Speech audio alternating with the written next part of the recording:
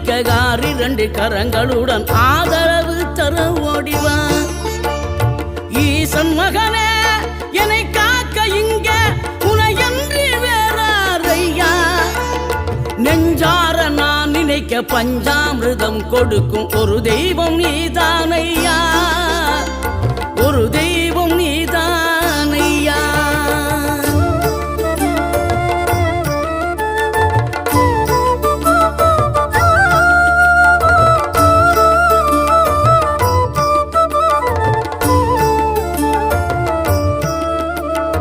தெய்வானை வள்ளியுடன் மணக்கோலம் கொண்டு திருப்பரம் குன்றம் வாழ்கின்றவன் நீ. தேவர்களை காத்திடவே வீரமுடன் வேறு